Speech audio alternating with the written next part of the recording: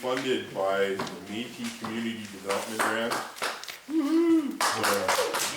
SAS Lottery's money, they get passed through Gabriel Dumont Institute, through SAS Culture, and then I applied for it with our nonprofit, and we got our money. So, thanks to them. I started a new job with the Metis, and I've been kind of sitting in on a lot of cultural meetings and that kind of stuff in the north. And something I thought was very interesting is they always start with a bit of a cultural share.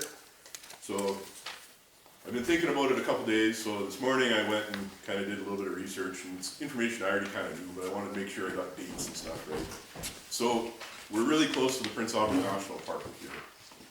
So Prince Albert National Park was established in 1927. So when they established the Prince Albert National Park, there were Indigenous inhabitants of that area. Those Indigenous inhabitants are Métis ancestors. They got pushed out of the park, so they became road allowance people. So it happened in a lot of different areas of Canada, Manitoba, Saskatchewan, Alberta, a little bit in BC. They got pushed off their land that traditionally they hunted, they trapped, they fished on, and they became basically vagrants. The road allowances were crown land, so they weren't private land, so they moved on to crown land, basically land owned by the government that wasn't private land, that they couldn't be kicked off unless the government came and kicked them off. So that was like 1900, 1960 were the road allowance people. So lots of the people that got moved out of the Prince Albert National Park either went north to Wyakwin, Timber Bay area, Montreal Lake, or they came south. So there's Park Valley and kind of that Shelbrick area. And the closest one to us is Fish Lake. So there was about 9 families that ended up squatting at Fish Lake. And Fish Lake is, if you go past Christopher Lake, past Emma Lake, it's the next little body of water to the west. So just before the park boundaries. So in their honor, we're kind of doing this. One of the things that happened to the Métis after that, so after they got pushed out of the park in 1927, is the provincial government decided that we needed to regulate hunting, fishing, and trapping. So in 1930, the provincial government said you can't hunt, fish, or trap outside of these regulated seasons unless you are treaty. So there again, the Métis got pushed out of their traditional traditions, eh? So lots of them ended up getting fined, going to jail, and all they were trying to do was continue their traditional practices or practices of harvesting off the land, providing themselves with a small means of sustaining themselves, selling furs, that kind of stuff, and another hardship got put on the Métis. So yeah, the reason why lots of Métis ended up on road allowances is white settlers coming out of eastern Canada and pushing all the Indigenous people off of the land. So Louis Riel, we all know who Louis Riel is, right kids? Everyone knows Louis Riel? So the Batoche resistance of 1885 was the Métis trying to fight back against white settler expansion into Western Canada. It didn't go so well for us, right? Everyone knows that history. So as a result of that, again, the Métis were hardship. But we're resilient, right? We're resilient people. So this program is to try and bring back some of our cultural traditions of being able to harvest our own meat, take care of ourselves, and process some pigs. So that's my cultural share. Some housekeeping rules. This garage now is a working space. It's not a horseplay space. There's going to be knives. There's going to be lots of stuff going on out here. So kids, if you feel like you need to be horseplaying, take it outside or ask Megan if you can go inside. Okay? Sharp knives. Kids, if you're going to be using sharp knives, the only time you have a knife in your hand is when your parent is right beside you and monitoring you. I have cut gloves. So these are cut gloves. You can literally take a knife and it won't cut through them. So the cut glove goes on your hand that isn't holding the knife. They still stab through them though. Yeah, The point will go through them. point will go through. But you There can't you go. slice it. Yeah, so if you draw the knife across it, you shouldn't get cut. So knife in the hand that doesn't have the glove, glove on the other hand, okay? So anytime a kid has a knife in their hand and like a cut glove on them just for safety, I do have a small safety first aid kit if anyone does cut themselves. We can band-aid it up. I got some rubber gloves that then we'll put on over top of you, your hand. Anybody with sensitive hands, we do have latex gloves too for you. Yeah. Or cuts on your hands or infections or anything. Yeah. So, just for safety reasons, Safety we're dealing reasons. with somebody's meat here and they are eating it, so. Yeah, anything that falls on the floor, garbage bin. Okay? Cats. So, my name's Andrew Spriggs.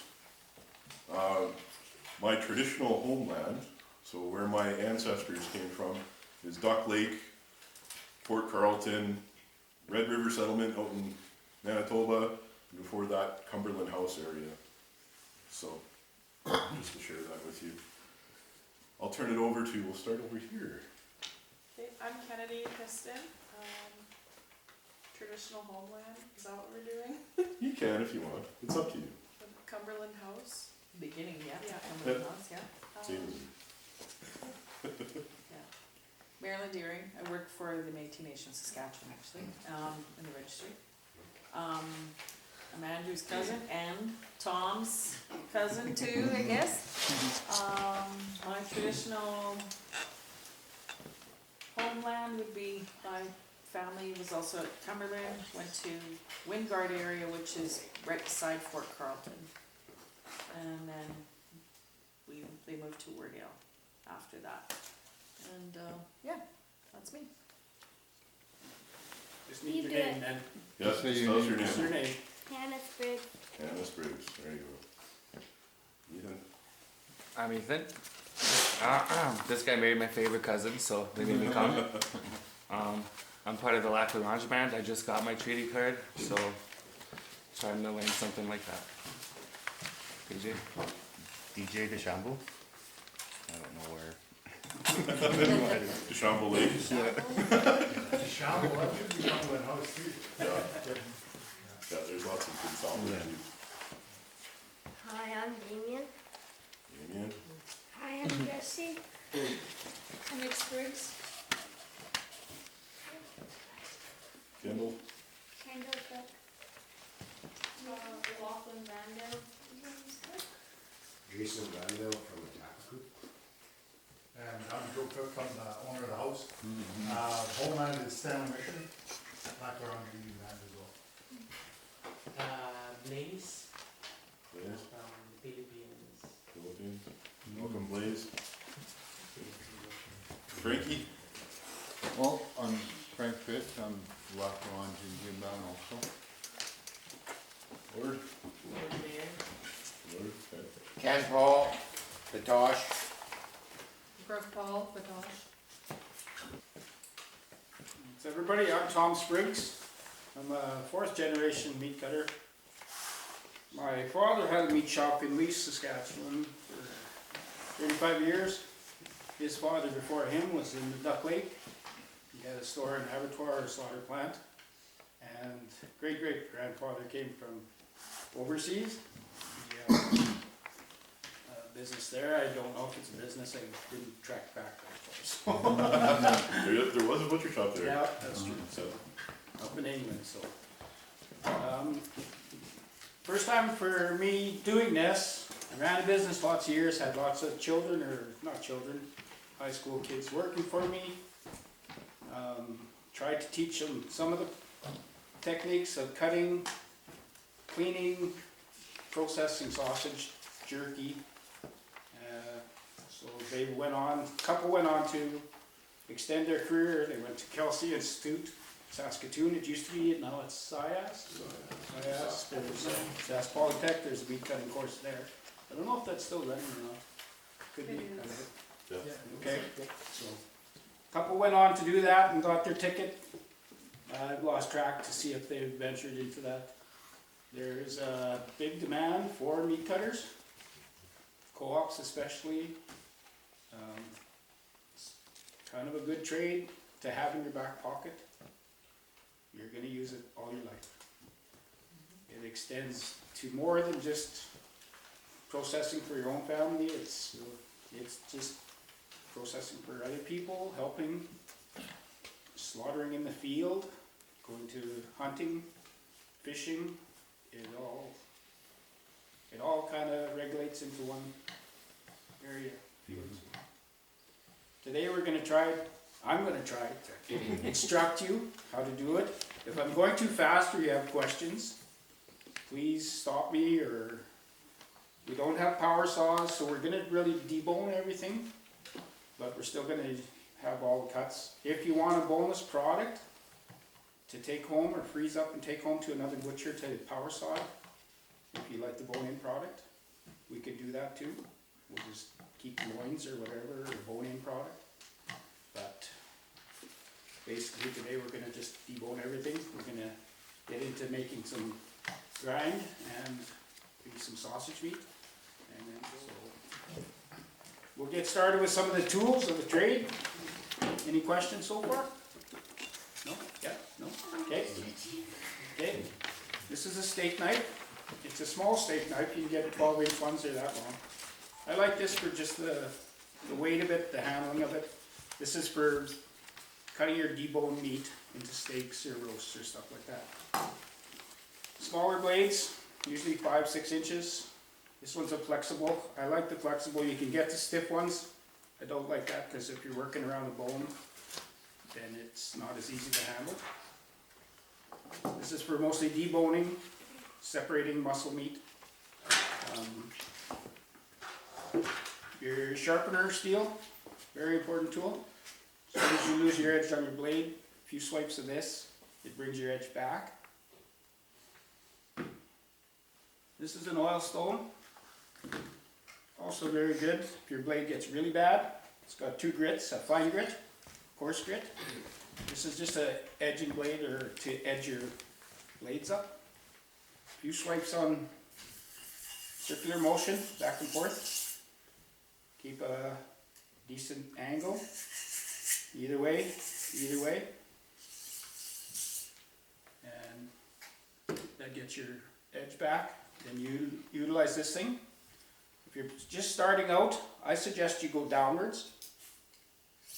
Just keep your edge at 30 to 45.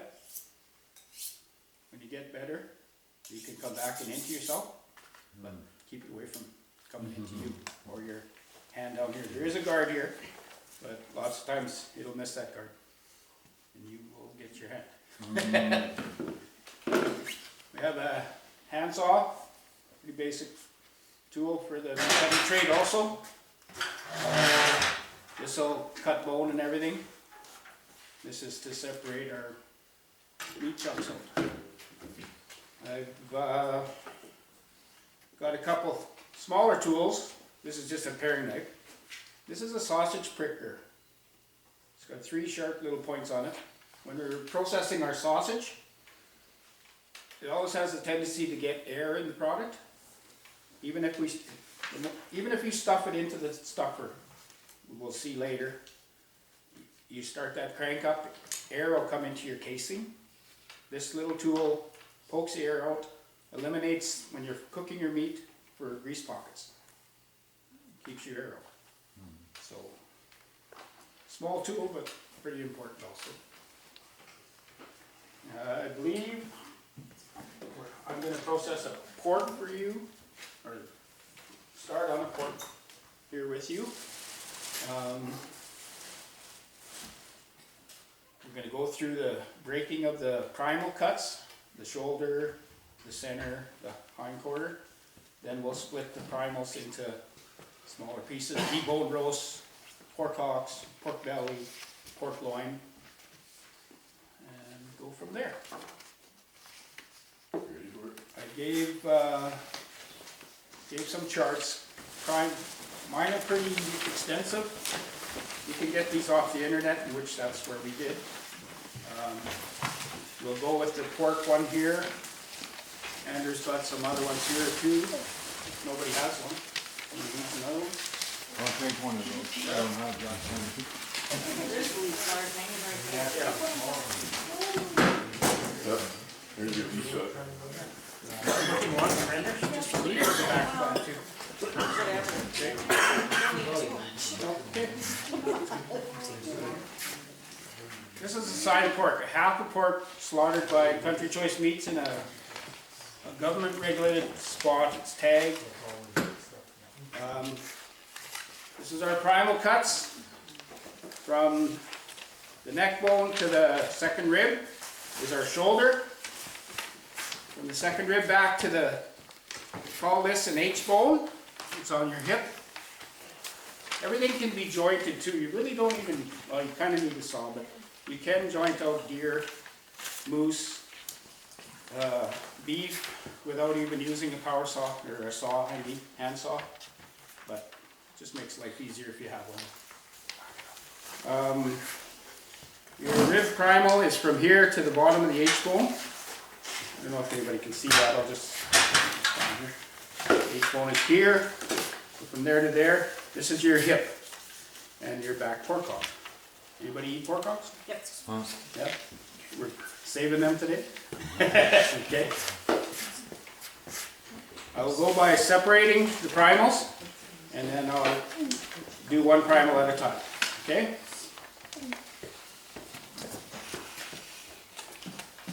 So it's just a saw down tube. It goes through the rib bone here, the backbone, and then there's a partial blade bone that will maybe touch, but not really.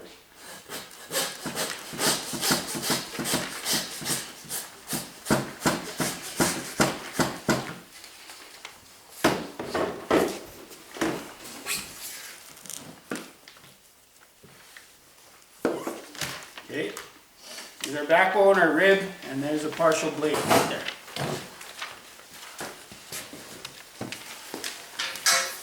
This inner layer of fat is called leaf lard. Mom or grandma render it down for grease. Very good for pastries. Making bannock. Making bannock. I thought the back fat was probably better for that, but then. You think so? Yeah, okay, but anyways, the back fat rendered down for frying fish, making whatever else, bannock, everything else. The other primal cut will be through the bone here. Just the small bone there, the tailbone, and you're through.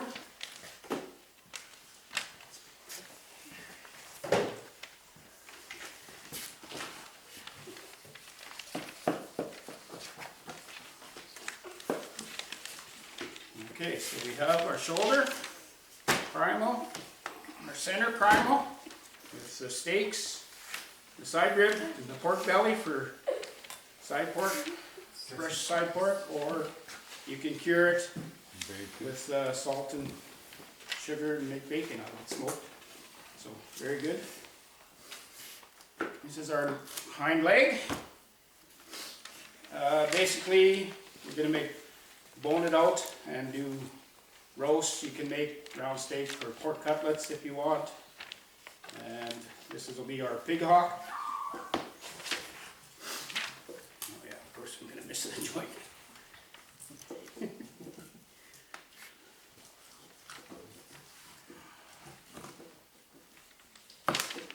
Okay, your back leg is off. You have your pork feet. I don't know. Maybe make jelly pig feet. Yes, one lady here. Oh, but yeah, very good meat boiled up. So, I don't know. You kids ever had pork hocks? I have. Yeah? So the sauerkraut? Sauerkraut, there you go. The barley maybe? Really bony, is it skin off or skin on? Whatever you want to show, try to skin off. Skin off pigs, we can leave the skin off. I don't know, makes nice cracklings or whatever, so. Just gonna take the tailbone off here.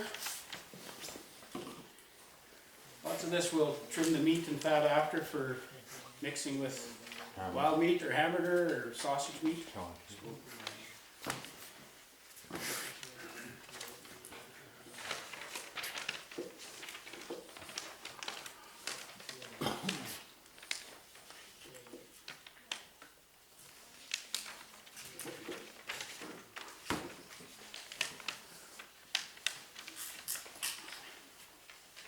just actually a hip bone, just the H bone they call it, so it just separates by a joint here on the leg muscle.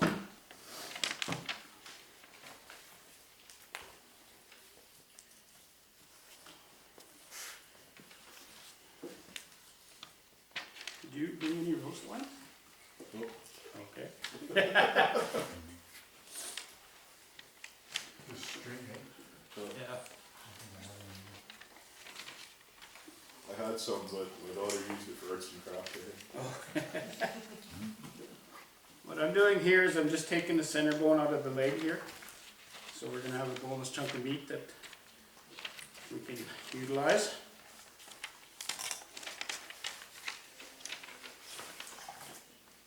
And your center bone and leg bones up, Just like that. okay? What we're gonna do here, seeing as we don't have any roast time, in our business we would pull that together, tie it up, and then portion it into steaks. Today here I'm gonna, just teaching wise, I'm gonna try separate the muscles out. Basically, every animal has the same muscle structure. Your beef, your pork, your venison, your lamb, buffalo, same thing. They're all muscled the same way. So on the hip here, we'll separate this muscle out of the top here. And everything, if you can see it, all portions out through different muscles are portioned from the connecting muscle. So right there, this will be your top round. Venison, same way. When you got your hip leg, this top muscle will come out in one big solid chunk. This is a solid chunk of meat, usually for round steak, cutlets, makes a beautiful roast also.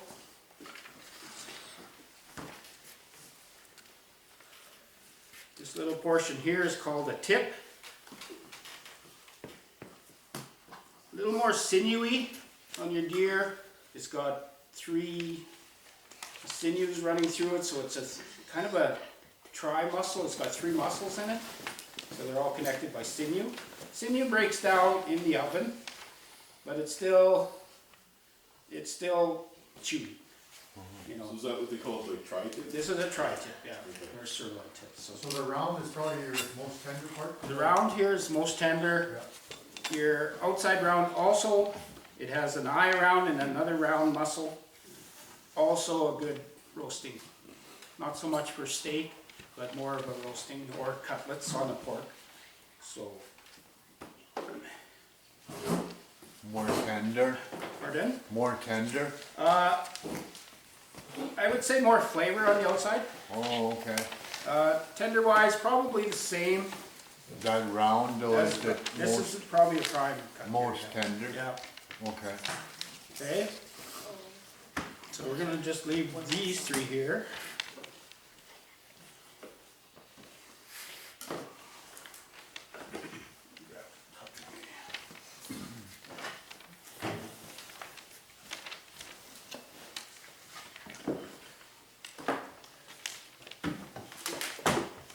We'll do with our trim after we get to do your sausage. You got to take all your outside skin off, any excess fat or the leaf lard. Just getting away from the primal areas.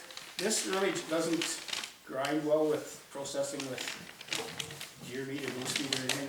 Kind of, it's a different fat than the back fat. I don't know if it's just the bubbly of it. So if you're grinding or saving any of that, it's more just for rendering.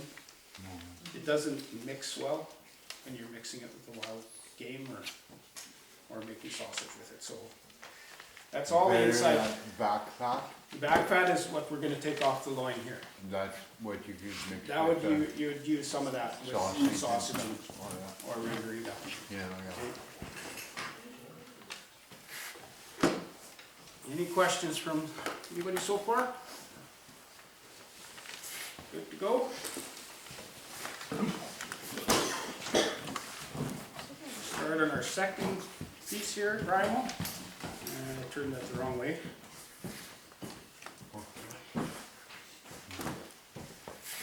This inside muscle here is probably your most tenderest part of your animal. It's called the tenderloin. It's just a small little muscle. Very expensive if you went to buy it in a store.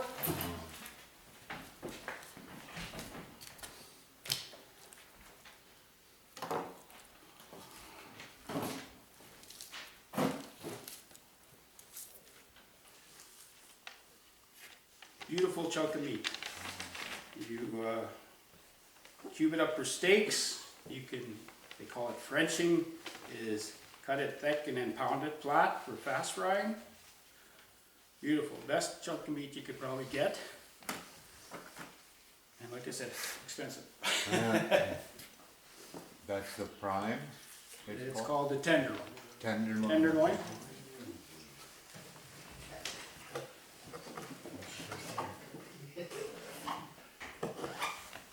We're just separating our pork belly from our back loin.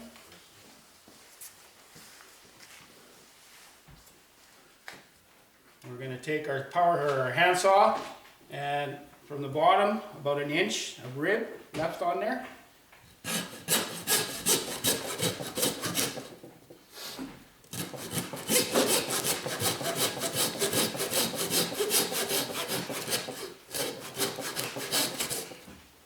Split the rib bone.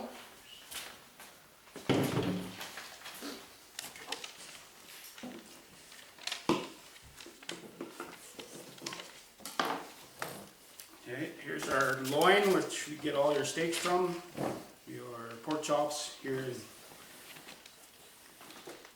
This is our belly with our side ribs. We're going to just slice the side rib off the belly here. And if you like ribs, leave a little bit of meat on. If you don't like the ribs, then leave it on the belly. If you like the side pork or the bacon.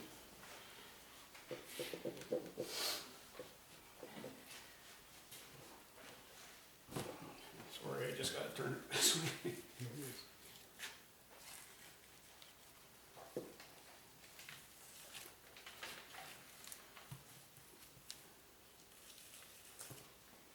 There's our side ribs. For sweet and sour, we'd probably dice them about an inch long.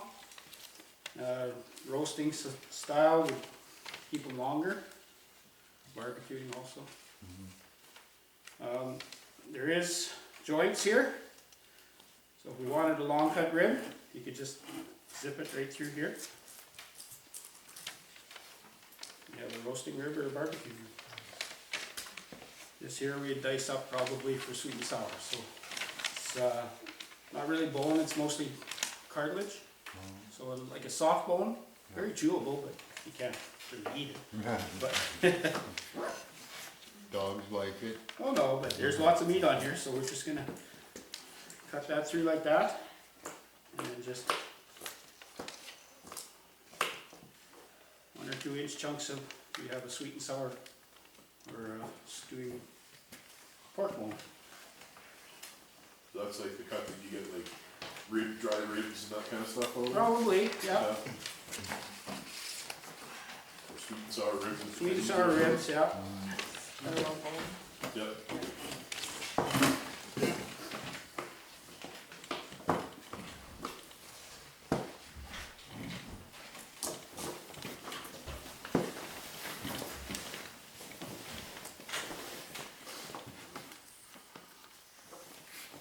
Okay, this is our belly left over. This is our side pork or belly bacon. If you cured it with salt and sodium or nitrate and brown sugar I use. Soak it for 5 days, wash it off in fresh water, and smoke it. We're just going to square it off here. We'll use that for sausage or hamburger trim. Take some of the front side off here, just to square it off.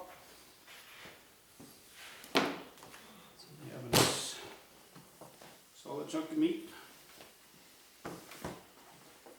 My smoker, I would smoke the whole thing at once. I don't know what, if you, anybody has a smoker? I have a small Bradley. Yeah, okay, so I would Cut 3. cut this, yeah, okay. Beautiful with a slicer, but we're gonna try a knife. A few chunks here for.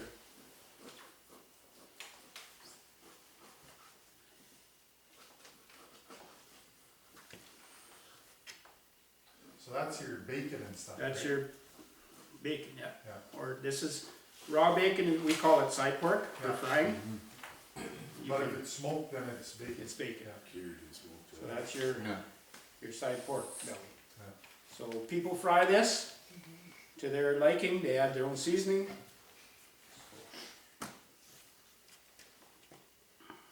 Okay, everybody good with that? What else can you make beside bacon like that? Just like it? Yeah, basically just smoking it and frying it as fresh pork belly. Some people roast it and kind of render the fat out of it, and then the meat's real tender. Yeah. Well, It's quite a delicacy in some restaurants, eh? I think, remember that one time we were saying you guys got all those chickens? Or did they just, or did that, I don't know, you guys played for awesome. Okay, our back loin here, we're gonna debone the ribs off and the backbone. So we have a boneless pork chop or a boneless steak in your venison. Basically the same way pork and venison and moose is all the same thing, so the same muscle, same. We're just gonna take the back fat off of this one.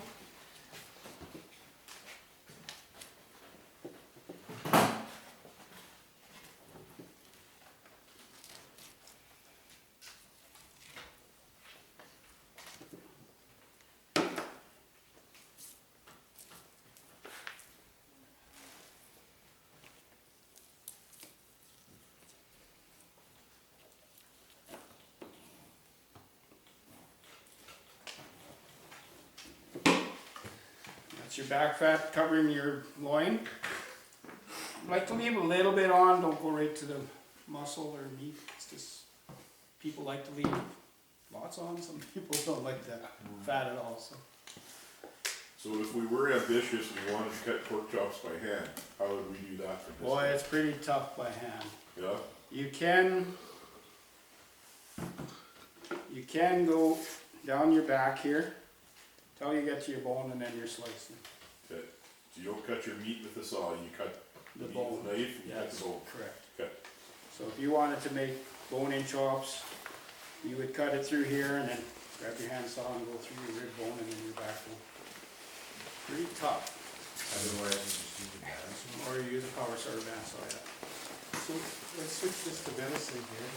Okay. So would you suggest taking your back straps off? Because this is Yeah. basically your back strap, I right? would, Would you do it hanging? Like, it's easiest hanging. it's easy That's hanging, correct. okay. It's easiest hanging. If you have, yeah. The reason why we went to deboning venison is because of the CWD. You want to get rid of the spinal column here and the fingerlings that go through the spinal column into the rib area or the bottom part of the muscle. CWD is a neurology, like, what's that word? Neurological? It infects deer, elk, and I don't know if they found it in moose or not, but Yeah, it's in moose. it is too now. Whirling. Yeah, Kind it's of call it called whirling's disease. Okay, Yeah, you'll see Is it everybody running going in in a a circle? Yeah. okay. So that's why, when I was in our business, I deboned a venison right from a hanging hook. Tried to stay away from getting into the spinal column at all. And the spinal column is always intact in the backbone, and that is just thrown away. Yeah. They don't even suggest to boil the spinal column bones. So, I was just at a conference about CWD and the province is saying that even if your deer is infected with CWD, it's safe to consume, but they don't recommend it. So they have a testing program, you cut the head off, you send the head in for testing, you drop it off at conservation officers' offices, and then they'll test it. Testing takes like 2 months to get back to you. So most people that are traditional harvesting, Already eating it. they're eating it, it's probably half or more gone by that point, so. Just let you guys know, our roots are running straight, so they were running in circles. Straight away from you at the fourth shop? They were close, but they ended up far. I lived in Alberta for the last 12 years, and we hunted mule deer. Last year was my last year in Alberta hunting mule deer. And we shot 5, because there is CWD there. They were not giving out tags, but they were selling more tags than they usually do. And so we shot 5 and 1 tested. But we had already ate half of it. So I don't know if it's a problem transferring from humans, but there's no evidence yet. yeah, No, yeah, yeah. I don't know if you wanna take that. So safe handling of it is the best way to Yeah. avoid contamination. So Eliminate the spinal column or backbone, it should be fine. mule deer, they suggest just deboning it. Don't go anywhere near the bones. Yeah. Don't. I know bone marrow is good, Yeah, but don't even eat that. Just basically debone your deer. Yeah. so we're gonna take the back muscle off the rib and the backbone here. Here again too, this rack of rib bones is called baby back ribs. Very tender meat. When you're taking your back off here, you can leave some extra meat, but you're losing it from your pork chop or your loin, so.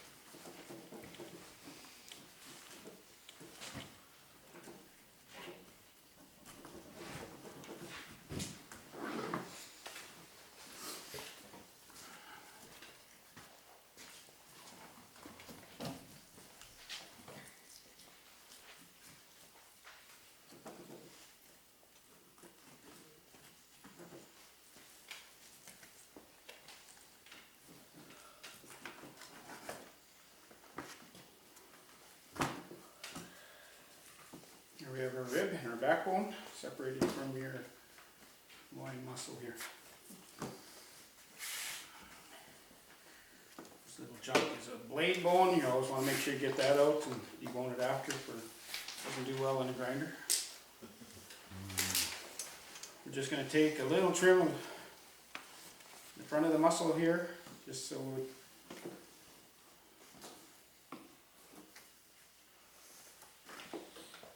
we're just gonna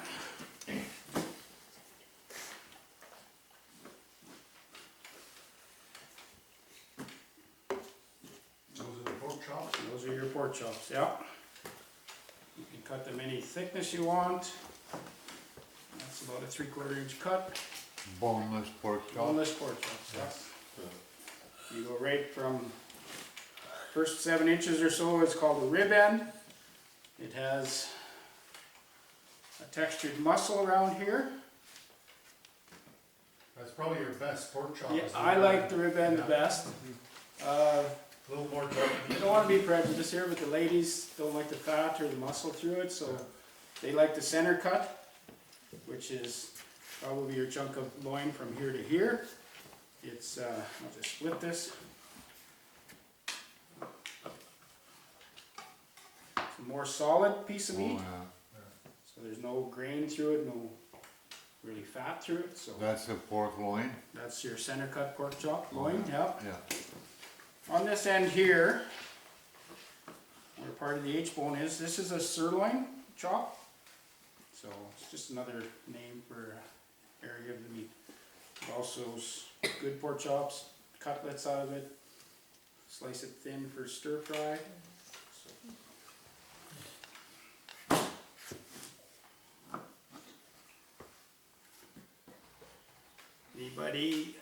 Has anybody ever stuffed pork chops?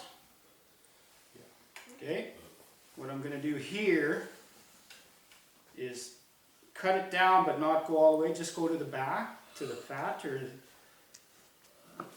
take a secondary one, cut it through. There you have a pork chop that's kind of like a butterfly. When you cook it, you can stuff it with bread stuffing or anything. Hold it up like that and roast it or make it in the oven. So you have a butterfly chop or a stuffing pork chop.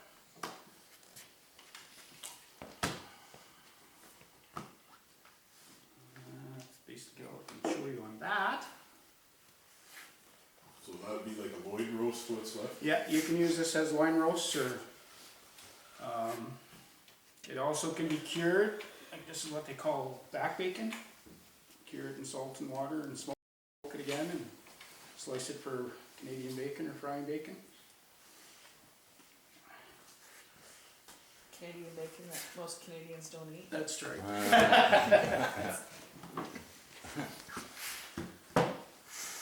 This is going to be a little tricky. On a power saw this is easy, but we're going to take a handsaw and cut the back bone off here to get our Ribs. back rib.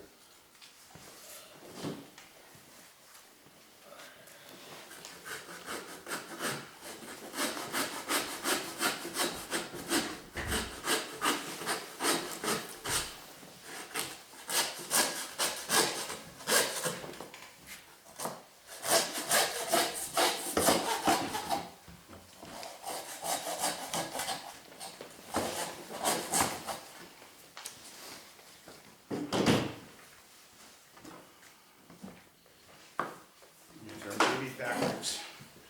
Sold in Montana's for all the ribs you can eat.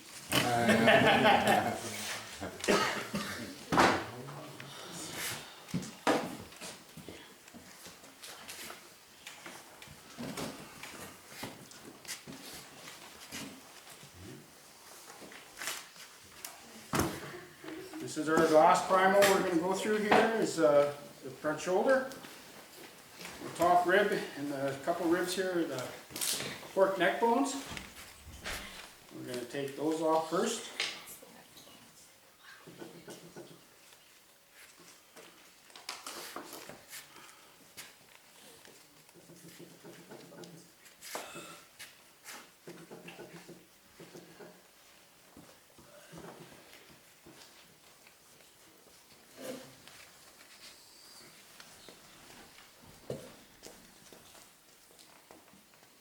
We have our neck bones. Anybody ate neck bones? Very good tasting meat. Sweet and sour bones. Sweet and sour? Oh, I roast mine, so. Boil them and smoke them. Boil them, yeah. Okay. Smoke is nice. This little chunk here, they've taken most of it away, is the hog jowl. It's the cheek of the pig. Also cured up, made great for pork and beans. Cured and smoked, so sliced for bacon too also. We generally just make sausage out of it. Cut the front leg off here for pork hocks.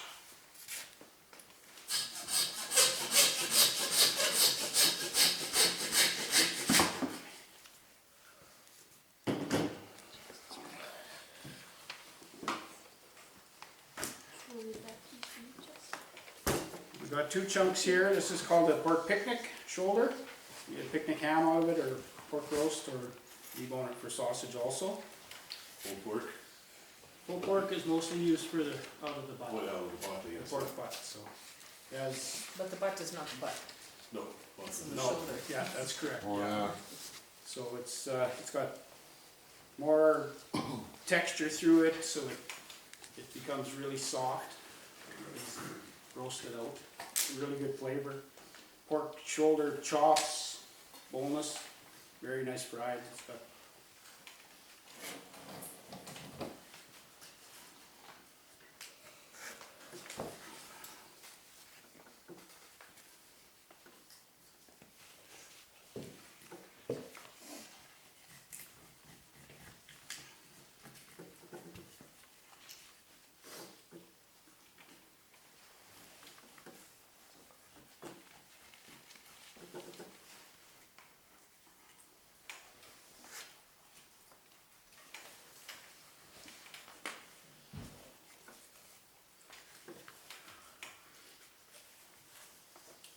Just taking the blade shoulder bone out of our pork shoulder there, so we have a boneless pork butt now.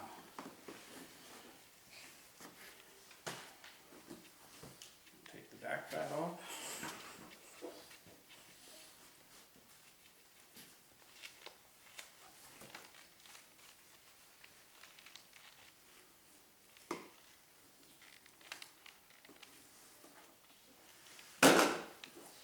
There's our boneless pork butt. Like there again, you can either roast it as is or steak it up for pork butt steaks, yep. Probably really good for sweet and sour meat also. A little fattier for dry ribs, but can be used as boneless dry rib meat.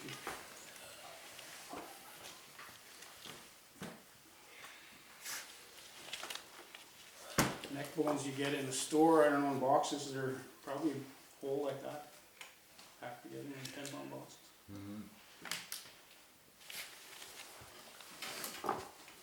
The pork picnic, like I said, it's more of a roast.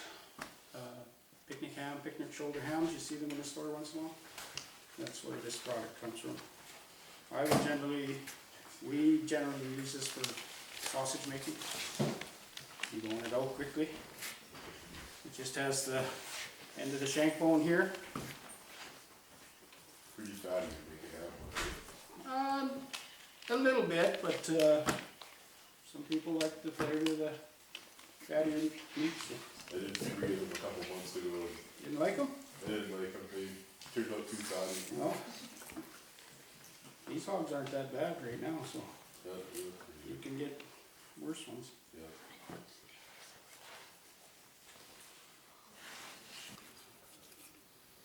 It's just your shoulder round bone.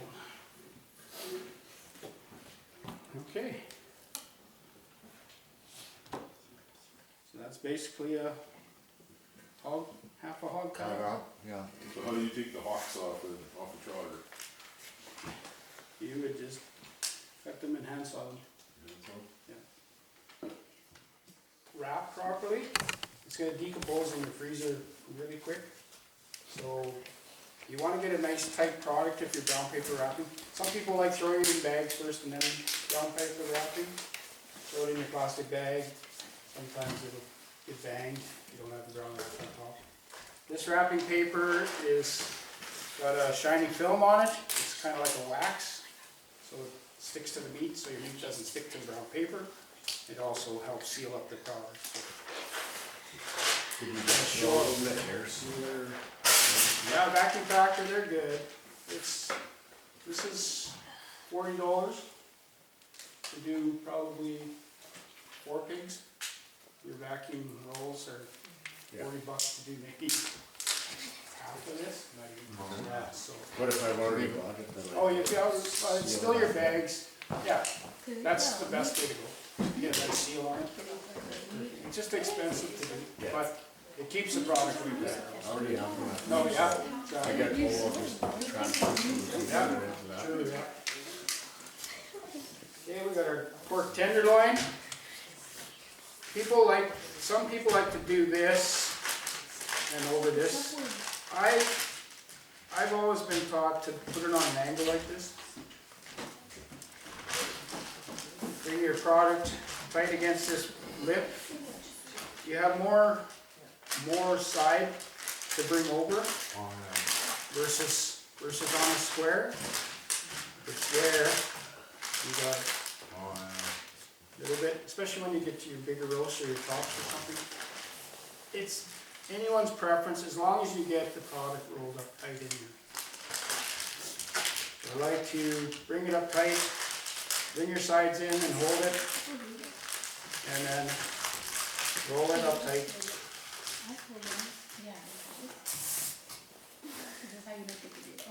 Tape it, and remember what you put in there so you can mark it with a paper later.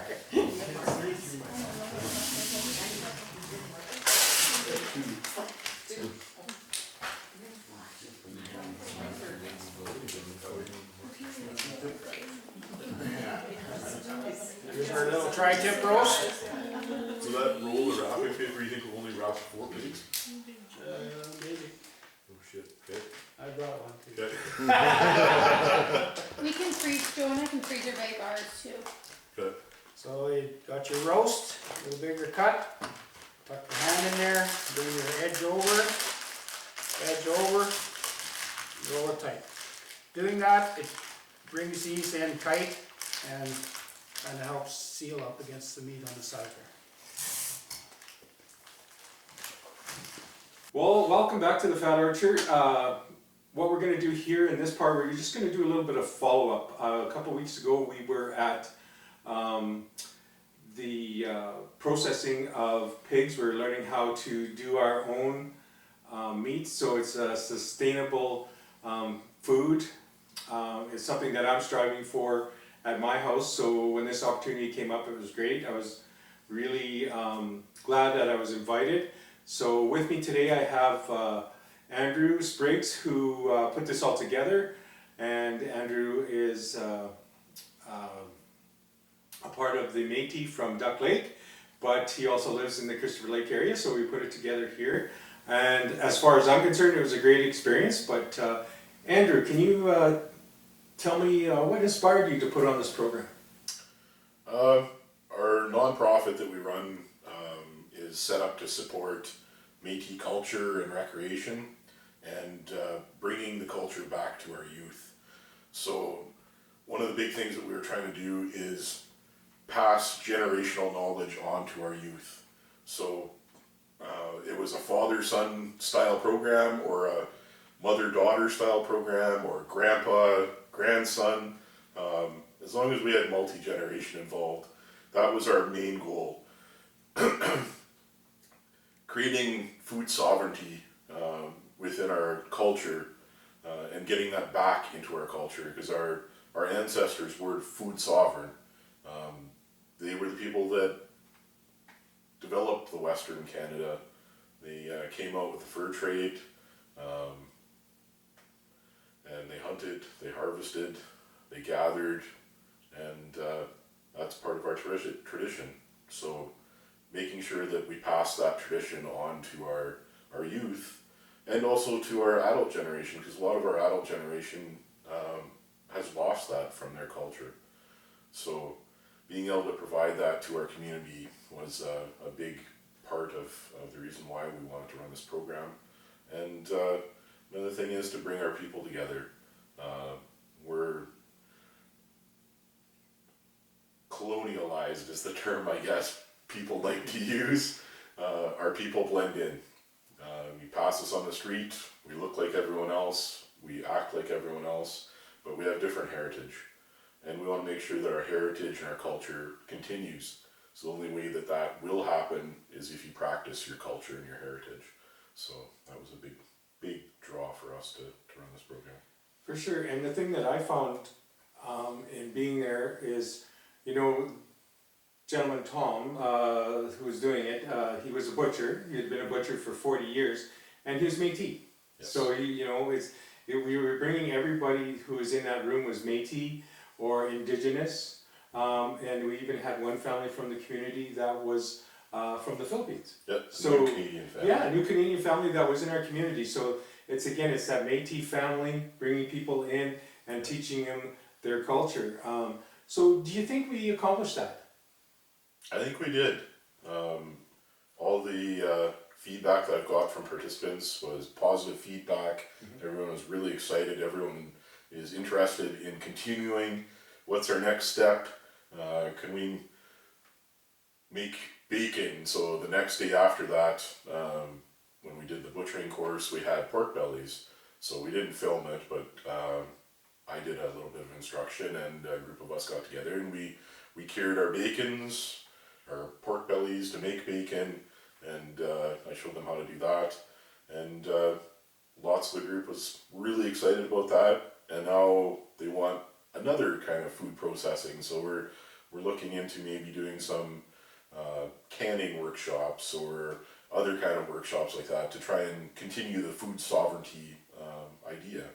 So yeah, and again, me being there, I just mostly filmed the whole thing. So, but you could see the interest. How can I do this on my own? And we see more and more of that, not just in the Métis culture, but we're seeing more and more people looking at food sustainability. How do we, create our own food that's, good for us? How do we, we understand, like, we knew when we were cutting that pig that we knew what was in it because we were doing it. So I got a lot out of it, and I've shot many deer, and I have processed my own food, and I totally learned a whole bunch of new things. So, and I'm trying to put those things into practice, so it was for sure well worth it there. I guess what you're talking a little bit about what's next and stuff like that. We can go ahead and we're going to learn some more about processing and stuff like that. So what are you looking at more of? What do you think is important in processing? Now we did pigs here in this thing just because the time of year it was, and it was easy to do, and the chance of you getting a deer, everybody usually gets a deer, but some years you don't. So sourcing wild game for a group activity in March that's planned for a specific day, yeah. It wasn't feasible. So yeah. Same muscle groups, same bone structure, whether it's a pig, a lamb, a deer, an elk, a moose. So it was more about technique than it was about actually cutting wild game. So all of those skills transfer over. So what did you notice the most about walking around? Because we did some walking around, and we were checking out people when they, because first of all, the first 45 minutes or so was instruction, and Tom did a great job on that, showing us how to break everything down. And then Tom went out around the floor, and then everybody was working at their tables and doing their own. What did you see the people doing there? What did you see them? Were they understanding what they were doing? Were they excited about what they're doing? What did you see when you walked around? Yeah, it was a very serious atmosphere. Everyone was very intent to pay attention because everyone wanted to learn, and I think everyone was very focused on it. And we did have a couple nicks and cuts from some people with the sharp knives and stuff that we had to pull up the first aid kits for. But I think everyone was very, very focused and very much enjoying the instruction. We didn't have any issues with anyone falling behind because we very much took our time, made sure everyone was caught up to the stage. We didn't rush anyone, and I think it was very enjoyable and a very knowledge-building exercise for us, and I'm glad that we were able to provide that for our community. Yeah, and the cool thing too, that each of the groups that were at the table cutting their pig got to take their pig home.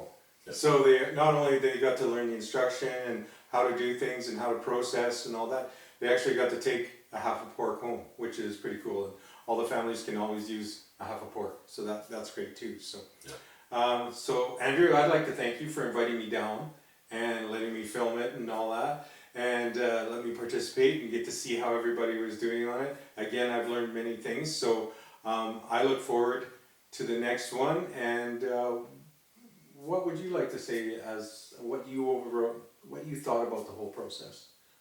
I really enjoyed the process, right from the grant writing to organizing it to participating in it, and then the cleanup in this now wrap-up video. I'd like to thank Gable Dumont Technical Institute. They organized the grant. The grant money comes from Sask Culture through Sask Lotteries. I want to make sure that they are acknowledged, and hopefully we can provide some more programming for our Métis community up in Christopher Lake here in the future, and hopefully we can include the fat archer in that. Hey, anytime, just ask me down. And the one last comment that I have, all the kids that were there, we didn't lose too many of them through the whole 4 or 5 hours that we were there. You know, sometimes kids will get disinterested and they go play. They had that option. They didn't, they could have went and done some other things outside or went and played in the house and stuff like that. But we didn't lose too many of our kids to there. They were grinding sausage. They were cutting. They were using the saws. They were like a few nicks and cuts, like you said. But I was really impressed with that part. So all in all, it was a great day. Everybody stayed focused. Everybody got a half a pig from the deal, and it was a great learning experience. And all we heard was positive comments. So anytime you can have positive comments when you're doing something, it means you've done something right. So Andrew, thank you very much. And that's it for this edition of the Fat Archer. If you have any comments on what you've seen and what Andrew has said and what we talked about, and your Métis family out there, please, drop some comments in the Fat Archer comment box. All right? If you have ideas for a program that For I sure. can run in the future, that'd be much appreciated. You bet. So you can just contact Andrew through me, and I'll get those messages off to him. So we'll be doing some, hopefully, ice fishing. We got one more weekend left of ice fishing, so I think I'm going to do some recording on that. So stay tuned.